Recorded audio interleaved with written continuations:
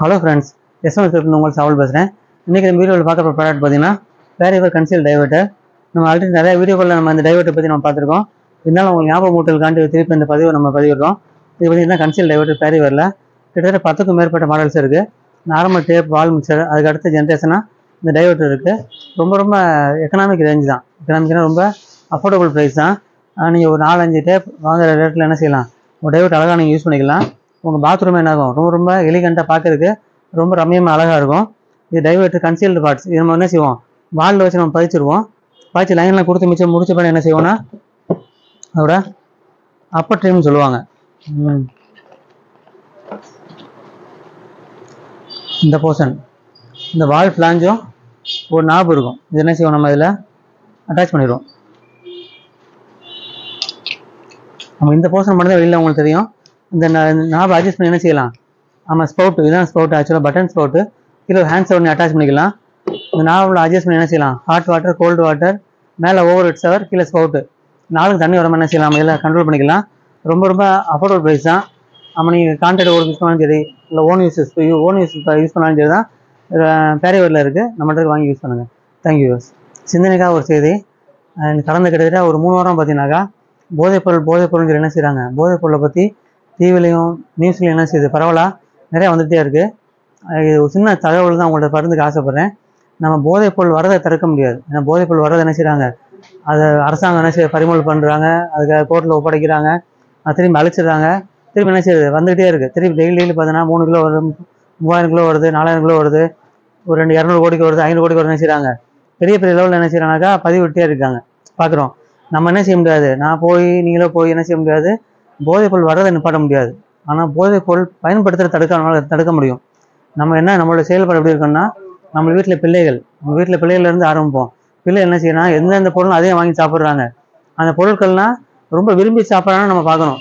அது குழந்தைகள் ஆணோ பெண்ணோ, ஒரு குழந்தை என்ன செய்வாங்க, கடைத்தெருவில் போய் ஒரு மிட்டாயோ இல்லை ஒரு கூல்ட்ரிங்கோ, எவ்வளோ நிறையா புது கூல்ட்ரிங்லாம் வருது. இது அடிக்கடி வாங்கி சாப்பிட்றான்னு பார்க்கணும். அவங்களுக்கு தெரியாது இதில் போதை பொருள் இருக்கான்னு தெரியாது, நச்சு பொருள் இருக்கான்னு தெரியாது. அவங்க என்ன செய்வாங்க, தேட்டமாக இருக்குன்னு வாங்கி என்ன செய்வாங்க, அடுத்து வெயில் காலம் வருது நிறையா சாப்பிடுவாங்க. இதில் கடைக்கார கூட தெரியாமல் இருக்கலாம். ஆனால் என்ன செய்வாங்கனாக்கா, மறைமுகமாக என்ன செஞ்சுருக்கும், இதில் நிறையா விஷயங்கள் ஆடாக இருக்கும். பெற்றோரோட கடமை என்னென்னா, நீங்கள் நம்ம பிள்ளைகள் சாப்பிட்ற பொருள் வந்து சரியான பொருள் தான் சாப்பிடுதா, அவங்க சாப்பிட்டு கீழே போட்டு பேப்பர் எடுத்து என்ன செய்யணும், பேப்பர் நீங்கள் வாஷ் பண்ணி பார்க்கணும். அவங்க கொடுக்குற கூல்ட்ரிங்க்ஸ் என்ன செய்யணும், அது போன கீழே போட்ட அப்புறம் பெட் பாட்டில் எடுத்து அது என்னென்ன கண்டென்ட் கலந்துருக்கான்னு நம்ம பார்க்கணும். நம்ம இந்த மாதிரி என்ன செய்யலாம், போதைப் பொருள் வர்றதை நம்ம தடுக்க முடியாது. ஆனால் போதைப் பொருள் விநியோகம் மட்டும் என்ன செய்யலாம், நம்மளால் கண்டிப்பாக தடுக்க முடியும். அதே மாதிரி உங்கள் வணிக வியாபாரம் பண்ணுறீங்களா, உங்கள் வியாபார தளத்தில் ஒரு 500 பேர் 100 பேர் ஒர்க்கர்ஸ் இருக்காங்களா, அந்த ஸ்டாஃப்கள் என்ன செய்கிறாங்க, தலைவலி அடிக்கடி தலைவலி வருதா, காய்ச்சல் அடிக்குதா, இல்லை ஏதாவது ஒரு போல சொல்லிடுறாங்க, நம்ம என்ன செய்யணும், வாட்ச் பண்ணணும். நமக்கு என்ன செஞ்சிடக்கூடாது, அவங்க போக்கில் விட்டக்கூடாது. அவங்களுக்கு என்ன ஒரு கஷ்டம்னு பார்த்து என்ன செய்யணும், அவங்களோட அந்த மாதிரி கஷ்டப்படுற மனுஷன் என்ன செய்யணும், நம்ம வாட்ச் பண்ணி அவங்க ஏதாவது பழக்கத்துக்கு அடிமையாக இருக்கான்னு என்ன செய்யலாம், வாட்ச் பண்ணலாம். அது மாதிரி ஆசிரியர்கள் பங்கு மிகவும் முக்கியமானது. நிறைய பேர் என்ன செய்யறாங்கனாக்கா, ஆசிரியர்கள் பிள்ளைகள்கிட்ட என்ன செய்யறாங்க, நல்ல ஒழுக்கம் சொல்லித்தர ரொம்ப பயப்படுறாங்க.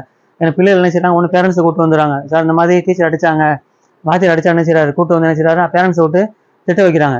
நிறைய ஆசிரியர் என்ன செய்யறாங்கன்னா, பிள்ளைகள்கிட்ட நல்ல ஒழுக்கத்தை பற்றி சொல்றதை தவிர்த்துக்கிறாங்க.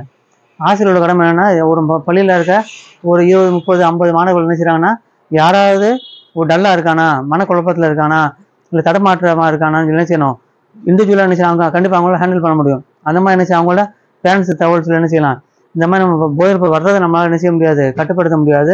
ஆனால் போதைப் பொருள் புழக்கத்தில் இருக்க என்ன செய்யலாம், நம்மளால் கண்டிப்பாக தவிர்க்க முடியும், அதை கட்டுப்படுத்த முடியும். அதனால் என்ன செய்யும், நம்மளோட எல்லாரோட பங்கும் அதில் இருக்குது.